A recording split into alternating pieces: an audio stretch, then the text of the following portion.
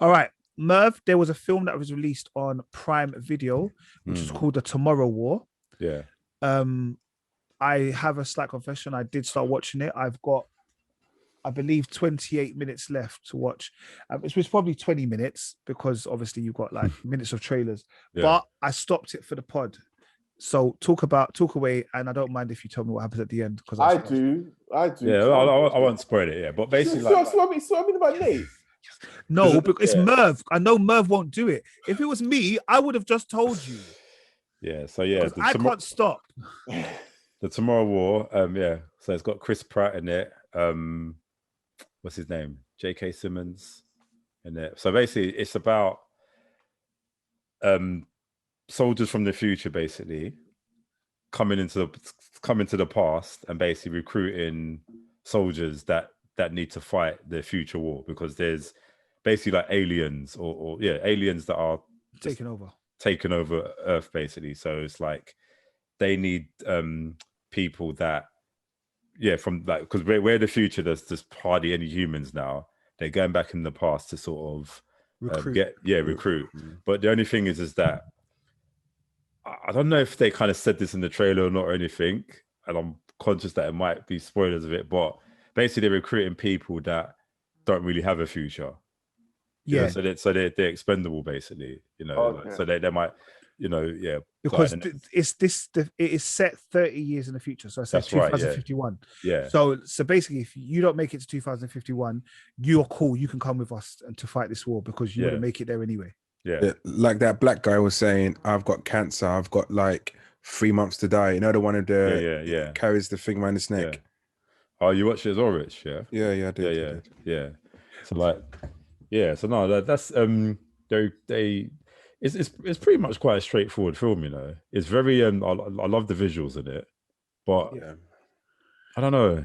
There's something, I don't know. There's something missing about it. Really, it's not as. It's not epic, but I think it's a good film. It's not necessarily a Channel 5 Sunday film, but it's a good movie that if you'd watch, you'd say, "Oh no, I enjoyed that." Yeah, that you might not write home about it, but you'd enjoy it while you're watching it. Yeah, and I think it's got a lot of stick in it. A lot of reviewers are just like they're not really on it. But when I watched it, I thought it's not that bad. It's just enjoyable, like Friday night movie and all that you watch. But I think it's as well.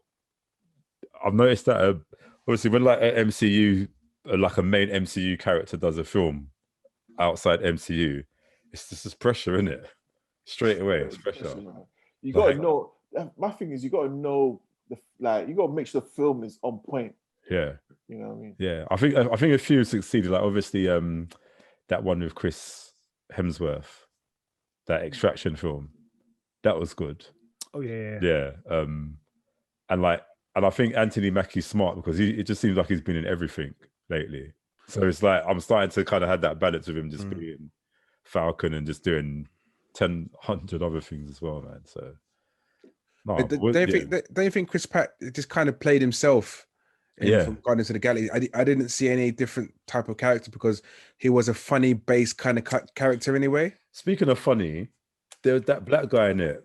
Annoyed the hell out of me, man. I was so dumb. Which one? The one who was hiding, or the one that was like saying, "Stop talking, look forward." He was just always making jokes. There was the serious black guy. Oh yeah, the one. And then there was the funny one. The one who hid. The one who hid. Yeah. Like he just. I would do too. He just annoyed me, and I think something that John Boyega was saying that it just reminded me of that in it, like how, like even his role in Star Wars, he was just made to be the funny black guy in it, and like they didn't give him any serious things to do in it. Yeah, so I'd like that kind of reminded me. I just thought you're just here to be funny, like, and that's it. So I'm obviously they gave the other guy a bit of a more serious role, but yeah, well, someone's got to take that role in it. So no matter what, like you said, the other guy had a serious role and one didn't, so it's okay. Someone's got to take it, and it's usually the black guy. It's usually a black guy that do the I've noticed it's normal. Like whenever you really seen it the other way around, really haven't really. Even that Godzilla versus King Kong, it was a black guy. He was a Joker. You know yeah. The guy from Atlanta. Yeah, And it's just like I get it, but this guy was just too much, man. And it just didn't. Yeah, like you said, Rich. Like he was just being funny, and I'm like, just don't. You might get one person that's funny in a film like this, but not everyone, isn't it? It's just Yeah. Yeah. But don't you think it was a bit weird, Mr. Pratt? You know, when they first traveled to another dimension or with the future, Yeah. and the coordinates were accidentally moved. And Yeah. Right? So they just started falling. Yeah, I know he's from the army and all that kind of stuff. Guys, I want to watch this film, please. Thank you.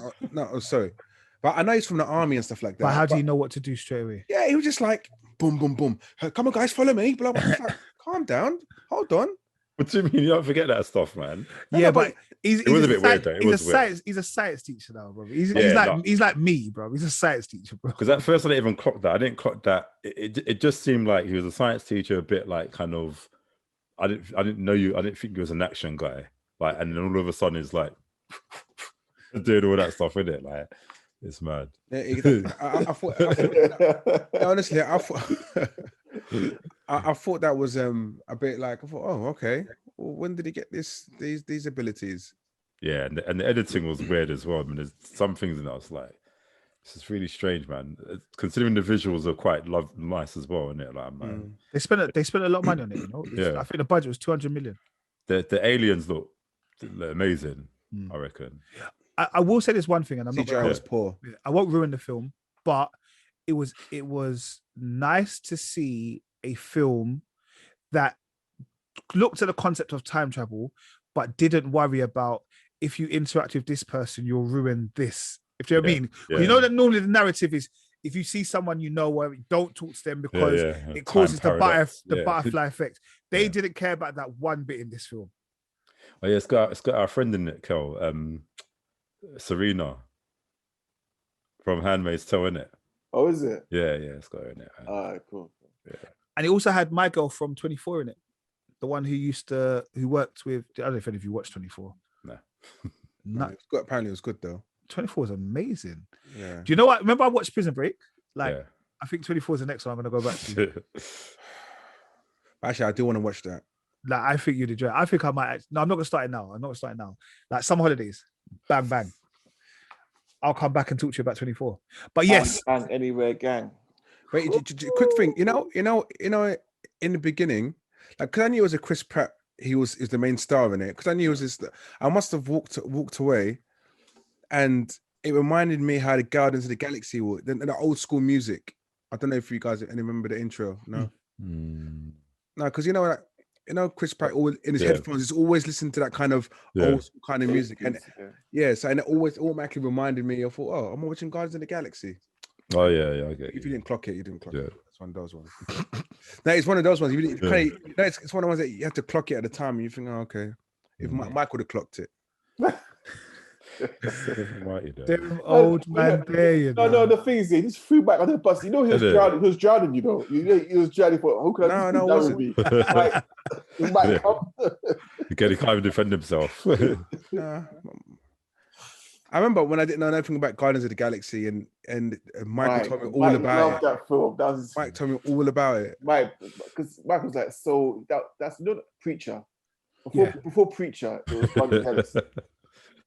That was Mike's thing, boy. And I think he's going to be in the new Jurassic World next year as well, isn't it? The one that is, I think, is in post production now. Yeah, he's in all three of them. Yeah, he's in all three of them. But I think the next ones, I think they're in post production. I think they've already filmed it. Yeah, that's a good film though.